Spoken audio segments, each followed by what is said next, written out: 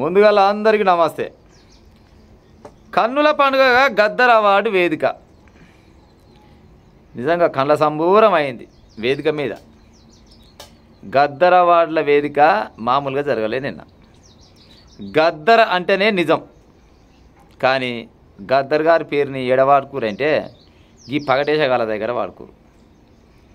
పగటేశగాళ్ళు అంటున్నందుకు సినీ అభిమానులు మీ మనోభావాలు దెబ్బతింటే నేనేం చేయలేను.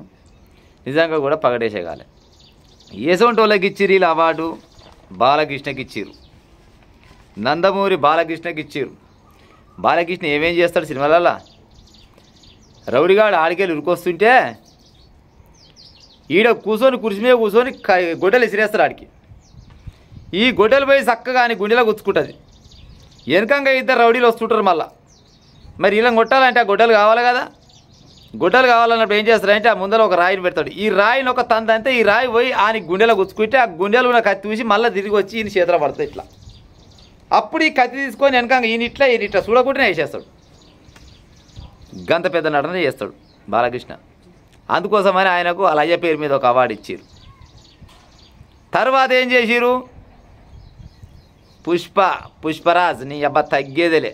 అంత మందిని ముంచే సినిమా ఏదంటే ఇక పుష్ప సినిమాకి ఇచ్చారు. ఈ మధ్యలో పుష్ప సినిమానే ఆధారం చేసుకొని ఈ హైవే పోయి పైనంగా మొత్తం గడిమోపులు వేసిరు, కిందంగా మొత్తం పసలను వేసి ఆవులను వేసి దొంగరావాన చేస్తురు. గిట్టడ చేస్తుర్రా భయ అంటే అలాంత పుష్ప సినిమా చూసి వచ్చిరంట. పుష్పలు కూడా పైనంగానేమో పాల క్యాన్లు, కిందంగానే ఇంకోటి ఉండే దొంగ సరుకు. అంటే దొంగతనాలకు చూసి నేర్చుకోవాలంటే పుష్ప సినిమా చూసి నేర్చుకుంటే దొంగతనం ఎట్ట చేయాలనేది తెలుస్తుంది. పోలీసు వాళ్ళని ఎత్తులో ఉచ్చెట్ట పోయాలనేది తెలుసుకోవాలంటే పుష్ప సినిమా చూస్తే తెలుస్తుంది. రాజకీయ నాయకులను ఎట్ట ఉల్లు బనాచాలనే తెలుసుకోవాలంటే పుష్ప సినిమా చూస్తే తెలుస్తుంది. గసవంటి గొప్ప సినిమా తీసినందుకు అల్లు అర్జున్కు కూడా అవార్డు ఇచ్చారు. దిల్ రాజు నీకు జర్ర ఏమన్నా సిగ్గున్నా అదే నాకు అర్థం కాదు. గదేం సినిమా 23 సినిమా నీ మధ్యలో వచ్చింది. గొప్ప చారిత్రాత్మకమైన జర నా నూరు ఎక్కువ తిరగదు కానీ గొప్ప చిత్రం వస్తే ఆ సినిమా ఆడుతందుకు కనీసం థియేటర్లు కూడా లేవు. సినిమాటాకీస్ ఏలే పెద్దగా. ఎందుకు? ఈ మోదవర్ల సినిమాలో అయితేనేమో తెలంగాణలో ఆంధ్రాలో ఉన్న థియేటర్లు మొత్తం గుత్తపడతారు మొత్తం ఏడికాడికి. మళ్ళీ ఈయన సినిమాల కాడికి పోదామంటే ఏది నిన్న వారం రోజులు ఆడే సినిమా కాదు కానీ పైసలు ఎక్కువ వసూలు చేసిందా లేదా అని చూస్తారు. వీళ్ళకు మళ్ళీ రేవంత్ రెడ్డి గారు హామీ ఇస్తుండు, మీకు ఏం కావాలని అడుగురి, మీకు సహకారం చేస్తా, అప్పుడప్పుడు అయితే జరంత కఠినంగా వ్యవహరిస్తా కానీ అంతిమంగా మాత్రం మీరంటే మాకు ఇష్టమే అని చెప్పుకొచ్చిండు. ఏం కావాలి వాళ్ళకి, ఏం సహకరిస్తావు రేవంత్ పటేల్ అని వాళ్ళకు? సినిమా ధరలు పెంచాలనేమో, టికెట్ ధరలు పెంచితే ఇంకా 4 రూపాయలు సంపాదిస్తారేమో. పేద కళాకారులు ఎందరో మందురు సినీ ఫీల్డ్లో ఏ ఒక్కనైనా పైకి రాణిస్తారా? ఎంతసేపటికి అదే 3-4 కుటుంబాలే. అటు పోతే మెగాస్టార్ ఫ్యామిలీ, మళ్ళీ పోతే వెంకటేష్ ఫ్యామిలీ, మోహన్ బాబు ఫ్యామిలీ, మళ్ళీ పోతే నాగార్జున ఫ్యామిలీ, ఇదేంటి బాలకృష్ణుల ఫ్యామిలీ.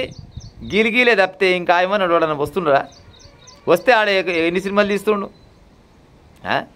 ఒక్కొక్క ఆయన 70 ఏళ్ళు పలాదాని కింద పెట్టుకొని కూర్చొని ఇప్పటికీ కత్తి అయితే త్రిశూలం పెట్టేసి ఇట్లా తిప్పితే నీ తల్లి పక్క పొంటిలో మొత్తం అదే నడుకుంటూ వస్తుంది. ఈయన ఏం చేయడు, అంత గ్రాఫిక్స్ సినిమాలు.